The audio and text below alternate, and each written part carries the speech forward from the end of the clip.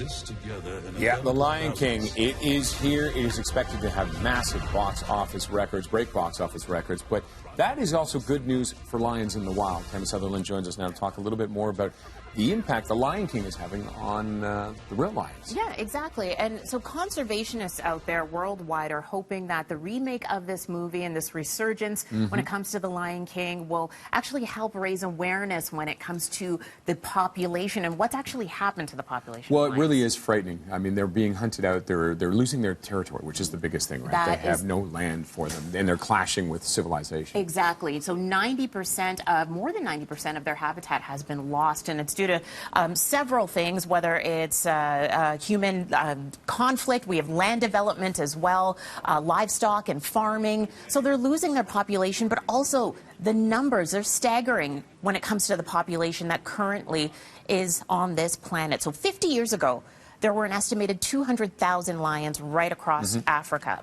And now there's approximately 20,000 left. So those numbers, it's dropped significantly. And there's been a more than 40% decline since the last Lion King was released. So that's why conservationists are hoping. That was only 25 That was 25 years ago. And that's why conservationists are hoping that the resurgence of the popularity of the Lion King will then lead to this, you know, just reawareness when it comes to And what are they doing with the money that they're also helping with money, right? They are. So Disney has started a fund called Protect the Pride. It's a campaign to raise money for the Lion Recovery Fund so that they can help with this. And some of the conservationists who we spoke to are world-renowned. So we have one couple, Derek and Beverly Joubert. If you have not heard of them, you probably are not a wildlife enthusiast. If you are, these people are absolutely the top of the crop when it comes to conservationists. They've worked for 38 years very closely with National Geographic. They filmed award-winning documentaries over the last 38 years. They live in Botswana, and not only did they consult on the original film, but they also told us as well that they have seen some early sneak peeks of the current remake. Take a listen. All right. And actually, we've had a look at some of the early drawings and early renditions of them. And it's very impressive. And it's quite nice, actually, because one of the biggest deficits that we have is education and conservation.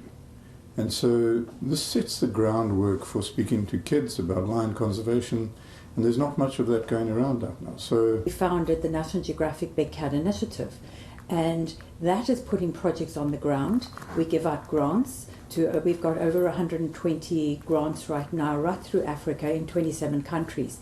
And that's one way to work with communities and look at the solutions, solution-driven, to try and protect lions.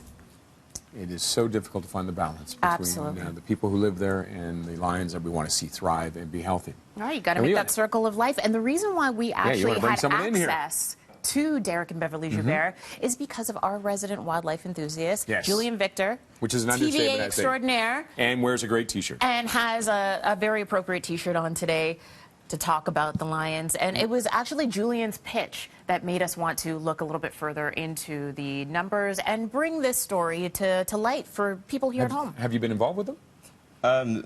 Derek and Beverly, I actually interned for them 3 years ago when I went to Africa. Oh, wow. So I met them. I've looked up to them since I was a kid, so I got a chance to meet them in New York City, and then I kind of talked to them through just a chance. They're like, hey, if you want to go for an internship, and I took the chance, and since then I had that, and I asked them if they wanted to be a part of it, and they said sure, and I went down to Washington and I interviewed them. What was that experience like, being interning with them? That experience was amazing because as a kid I always wanted to go to Africa, and seeing a lion in the wild was on my bucket list. And I remember when we were pulling up, and then we pulled a corner of this thicket, and then we opened, and you see these two huge male lions, and it was just like whoa. And then it was away. And then sleeping at night and hearing them roaring was a little terrifying, but it was still an amazing experience, which I'd go back tomorrow. Awesome. All right. Thanks so much, Julian. And again, it was Julian's idea, and this whole pitch, it was great. So